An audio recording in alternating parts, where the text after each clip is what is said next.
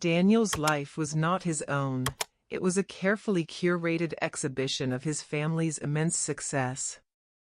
From the time he woke up in his sprawling, impersonal mansion, where every piece of furniture was an antique and every wall held a famous painting, to the moment he went to sleep in his silk sheets, every aspect of his existence was decided by his parents. His life was a constant stream of comfort, luxury cars, expensive watches, and exclusive parties, but it was empty of freedom. He felt like a prisoner in a cage made of gold. His father, a man of imposing presence and unyielding demands, had a plan for every single day of Daniel's life.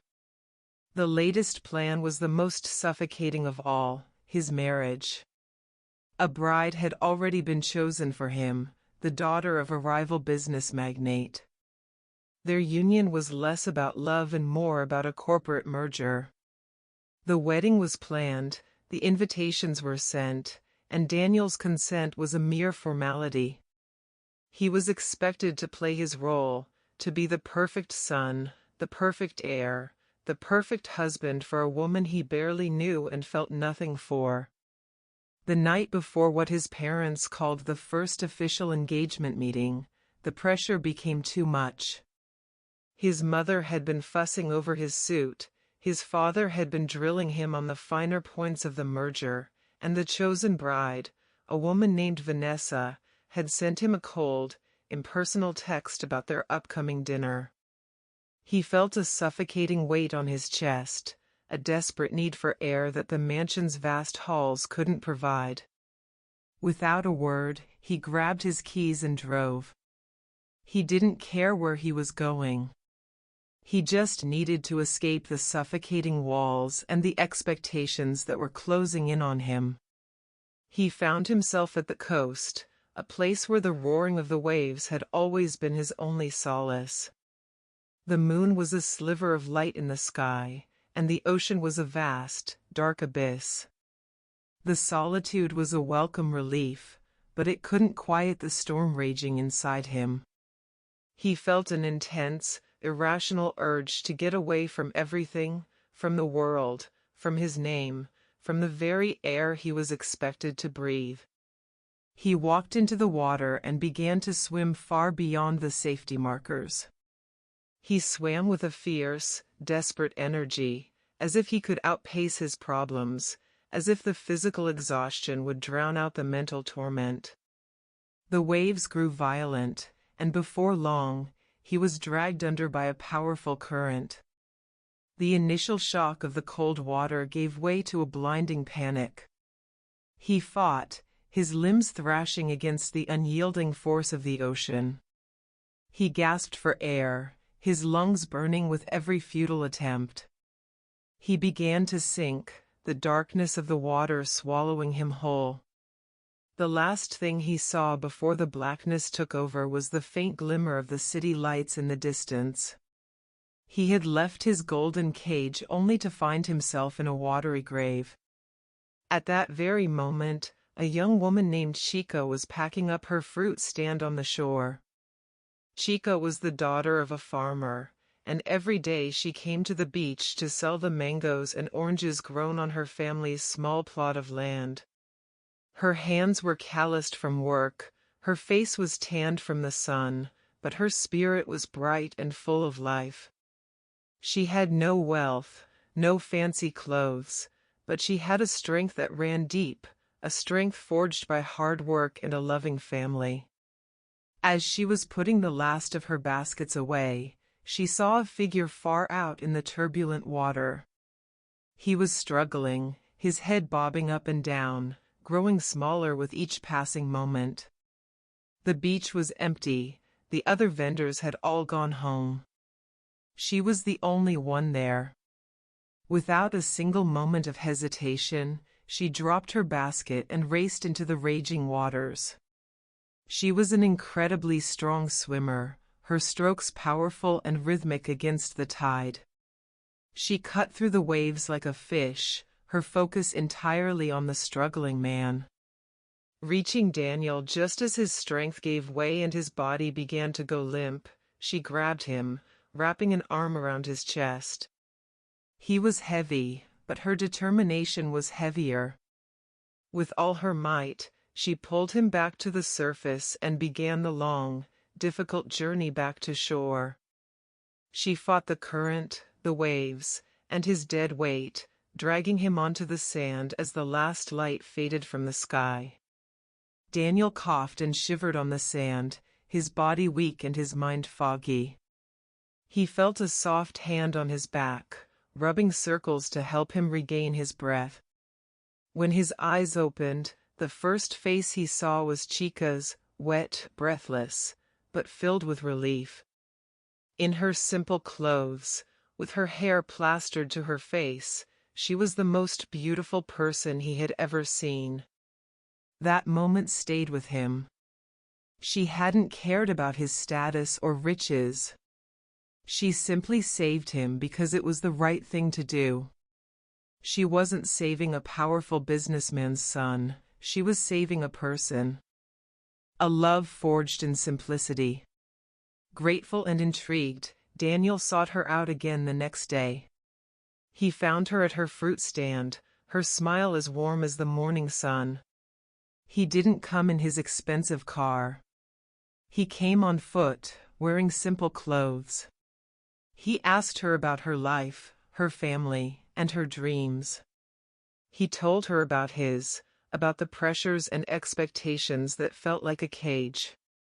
Their friendship blossomed into something deeper, something real. They would meet every day, not for a lavish dinner, but for a simple walk on the beach. They found a connection that was not based on wealth, status, or family name. They found a love that was based on the simple truths of who they were. Daniel started to help her at her stand in the afternoons. He learned the rhythm of her life, how she haggled with customers, how she lovingly arranged the fruits, and how her eyes lit up when she talked about her family's farm. One day, a rude customer tried to haggle her down to an insulting price. Chika, with a quiet firmness that impressed Daniel, stood her ground and told the man the true value of her labor. It was a small moment, but it showed Daniel a strength he had never witnessed in his own privileged world. He saw her humility, her kindness, and her fierce independence. She was the person he had always wanted to be. Their conversations went from simple chats to deep confessions. He told her about his family's plan for his future, and she listened without judgment. He had found a refuge in her presence. She was the one person in his life who saw him, not his family's name or his wealth. They found in each other a love that felt effortless and pure, a love that was a complete contrast to the forced, empty life he had been living. As days turned into weeks, their love grew, a quiet fire that burned with a deep and profound honesty. He realized that the life he was born into, the one his parents had planned for him, was a life he no longer wanted. He wanted the simple, honest, and courageous life he saw in Chika. He confessed his feelings for her one evening as the sun set. "I'm in love with you," he said, his voice trembling slightly. "I know our worlds are so different, but you are the only person who has ever seen me for who I am. You saved me, Chika. Not just from the water, but from a life I didn't want to live."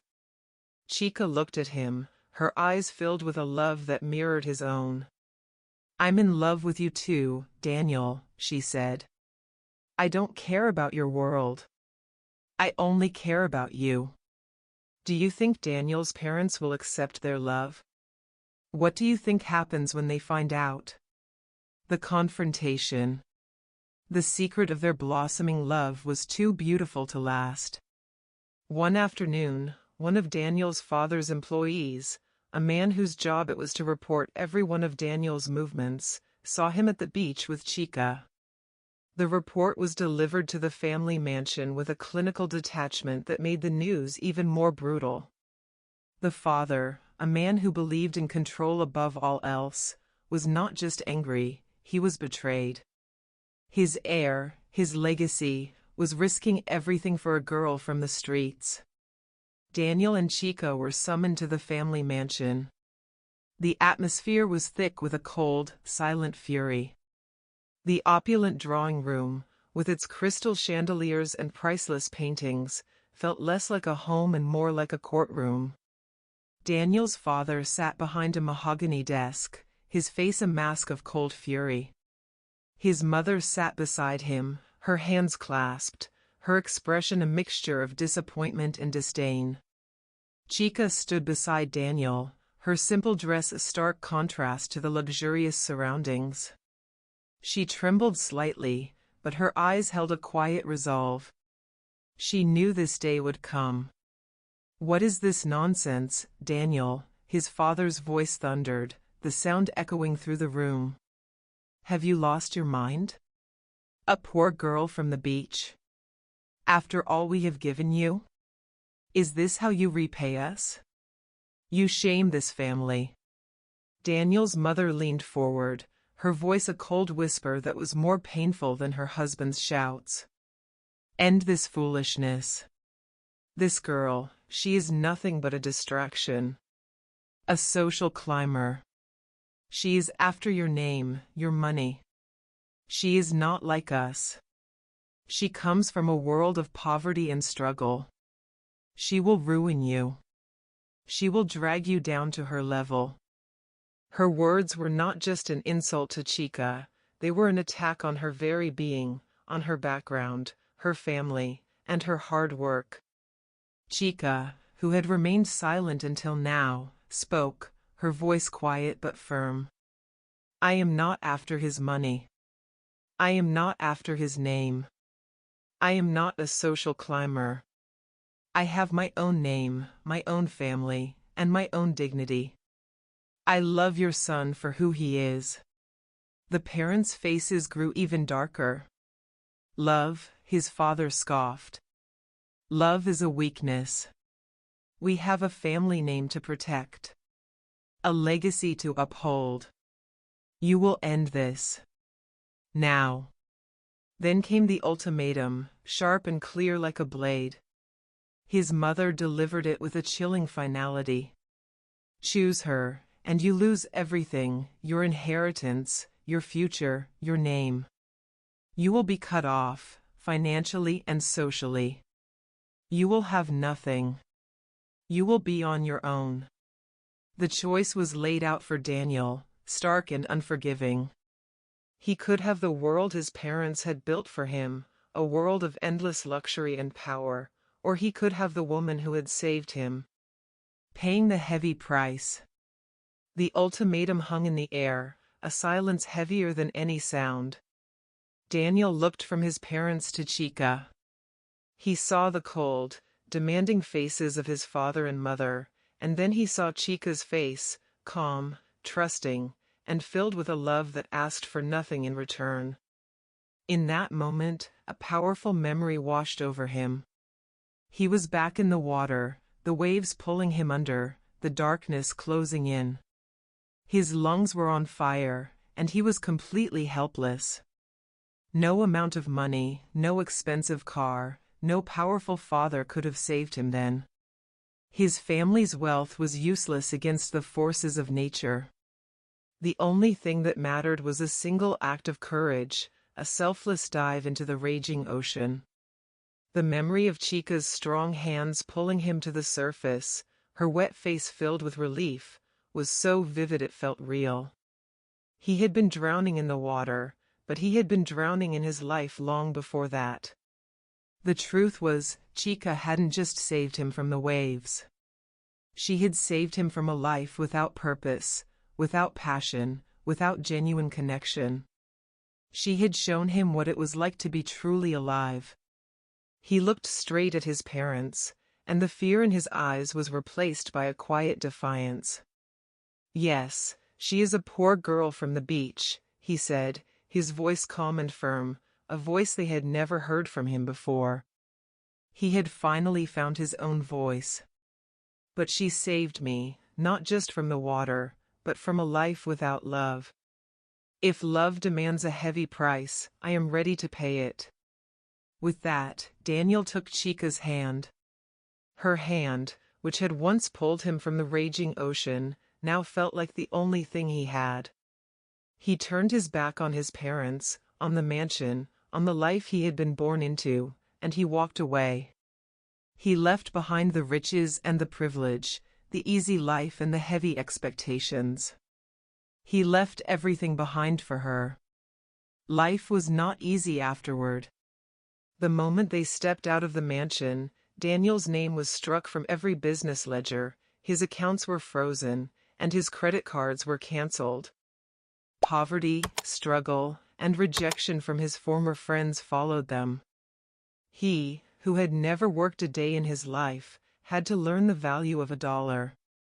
He got a job at a factory. He and Chika rented a small, one-room apartment. They had to count every penny. They went through days with nothing but bread and water. But in every hardship, Daniel found strength in the one truth he had learned that day at the beach: true love is worth any price. He had lost his wealth, but he had found something far more valuable, a partner who stood by him through everything, and a love that was a complete contrast to the forced, empty life he had been living. What would you have done in Daniel's shoes? Would you have given up everything for love? Let us know in the comments. The quiet strength. 2 years after Daniel walked away from his family's mansion, his new life was a daily test of his resolve. He and Chika rented a small, one-room apartment with a single window that overlooked a busy street. The air was always thick with the smell of exhaust fumes and cheap street food, a far cry from the manicured gardens of his former home. Daniel found work at a local factory, a job that left his hands calloused and his body aching at the end of each day. He who had never worked a day in his life had to learn the value of every single penny. They faced rejection at every turn. Former friends laughed at him, calling him a fool who threw away a fortune for a market girl. The world of high society, once his playground, now treated him as an outcast. But for every door that was closed, Daniel found strength in the one person who never left his side. Chika was his rock. She worked tirelessly at her fruit stand, her small earnings keeping them afloat. She never complained. She would cook them a simple meal of rice and beans, and they would eat it together, sitting on the floor, talking and laughing as if they were feasting in a palace. The hardship was the heavy price, but it was also the crucible in which their love was forged. He learned to appreciate the small things, the warmth of her hand in his, the sound of her laughter, the simple joy of sharing a meal with the person you love. He realized that the happiness he had in the gilded cage was an illusion. The poverty he now faced was real, but so was his love, and that made all the difference. He had lost his wealth, but he had gained something far more valuable, a purpose, a true partner, and a life that was finally his own. One evening, tired and sore from work, Daniel was sketching in his notebook. It was an old passion, one he had abandoned because his father had deemed it a waste of time. He used to secretly draw complex architectural designs, visions of buildings that were both beautiful and functional. A few weeks later, his factory manager, a kind old man who had seen Daniel's work ethic, caught him sketching. The manager, whose son owned a small architectural firm, was impressed. He recognized a raw, untapped talent. He offered Daniel a job as a junior designer. Daniel started with simple sketches and minor projects, but his unique vision and natural talent soon shone through. He worked late into the night, pouring his heart and soul into every design. He rose through the ranks, not because of his family's name, but because of his own merit. He was a brilliant architect, and he was finally using his mind to build something real. Within a few years, he was a partner in the firm, his name becoming synonymous with some of the city's most innovative designs. He had built his own success, brick by brick, from nothing. He and Chika had moved into a small, beautiful home, one he had designed himself. The unspoken truth. Years passed. Daniel was now a renowned architect, a man of wealth and power, but this time it was all his own. He was attending a gala for a new building he had designed, a grand, beautiful structure that towered over the city. Chika, now his wife, stood beside him. She was elegant and poised, a woman who carried herself with a quiet dignity. They were a testament to the power of love and perseverance. As Daniel was talking to a group of investors, he saw his parents standing in the distance. They were at a different event, their faces still wearing the familiar masks of cold indifference. For the first time in years, their eyes met.